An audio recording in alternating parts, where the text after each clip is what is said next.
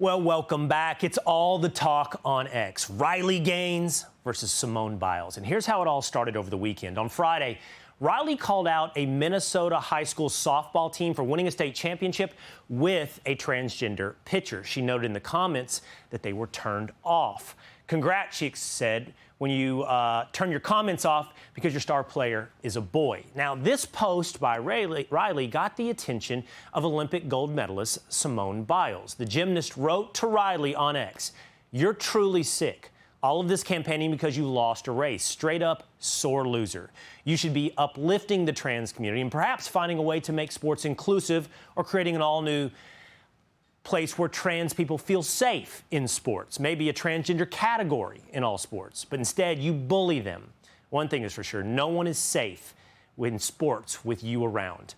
All right, then Simone didn't stop. She wrote, "Bully someone your own size," which would ironically be male.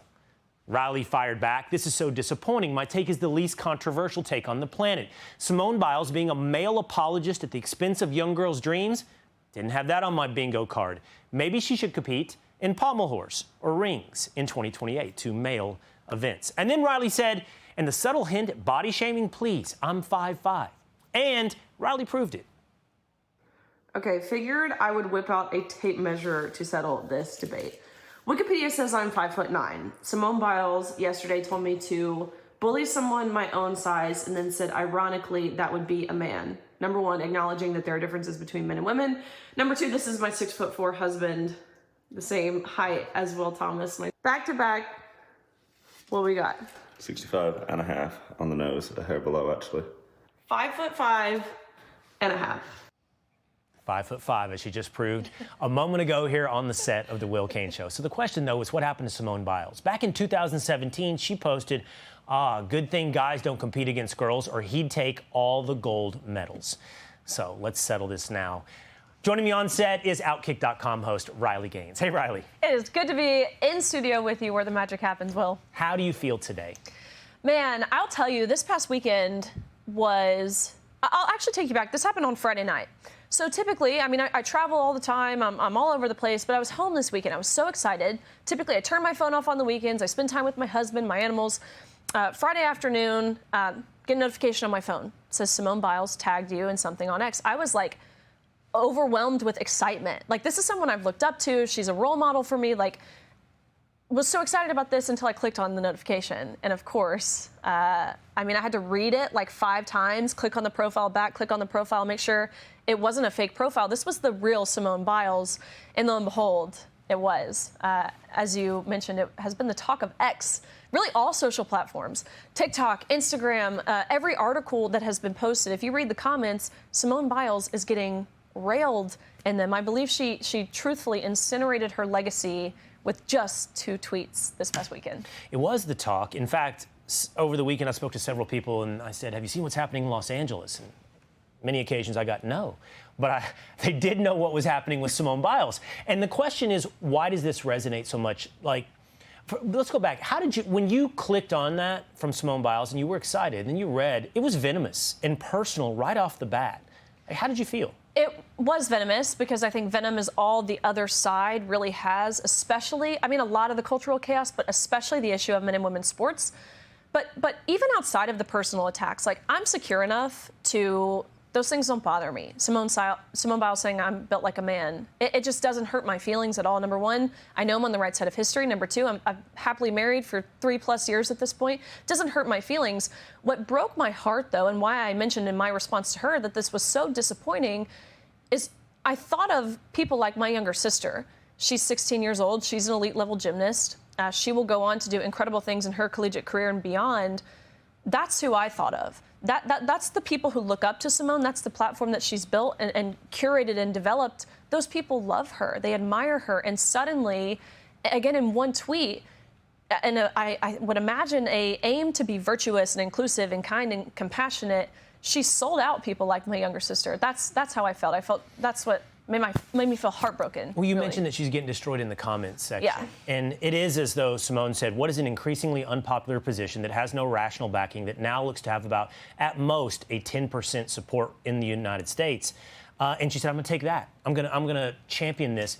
And you gave her some I think just now, you even gave her some very generous explanations, whether or not she's driven out of empathy or ignorance. How does she end up on the side of championing men and women's sports? Yeah, that's the question.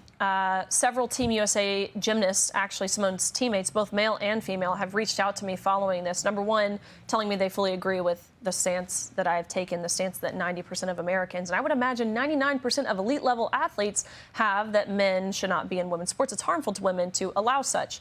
But also letting me know that they believe the intention behind this is that Simone has a new docuseries coming out on Netflix. They believe it's an attempt to put her name, her profile, her face, her image back in the public sphere. But again, I think this ultimately backfired on her.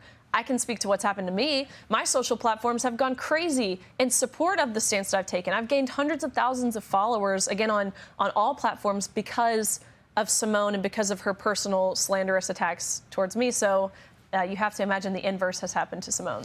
Well, I mentioned how venomous the attack was, and we read the tweets that she posted, but I think almost as, I don't know, uncharitable or ugly for Simone is the video that she posted, ultimately to you, where she is on a private jet just laughing at the exchange.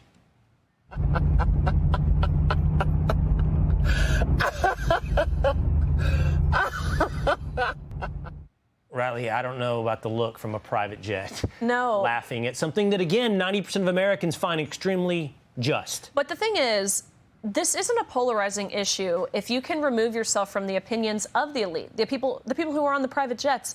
If you can remove yourself from the opinions of Hollywood or elected representation, like this truthfully is not a polarizing, divisive issue. It's a unifying issue. I mean, Will, what can you even think of anything else, a deemed political issue that has over 90%? Polls say around 80. I think it's closer to 90.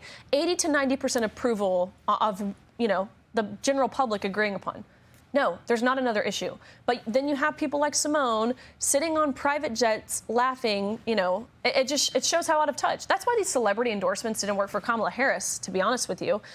It's inauthentic, and it doesn't represent and reflect the realities that everyday common sense Americans face. So I imagine she's gotten a ton of backlash for that video, too. Well, lucky for us to get to have you right here in Dallas, Texas, the day after this weekend of events. But we appreciate what you're championing and the way that you do it, Riley. Well, I'm thrilled to be on with you, Will, so thanks. All right, by the way, check out Riley at the Gains for Girls podcast at Outkick. Hey, Sean Hannity here. Hey, click here to subscribe to Fox News YouTube page and catch our hottest interviews and most compelling analysis. You will not get it anywhere else.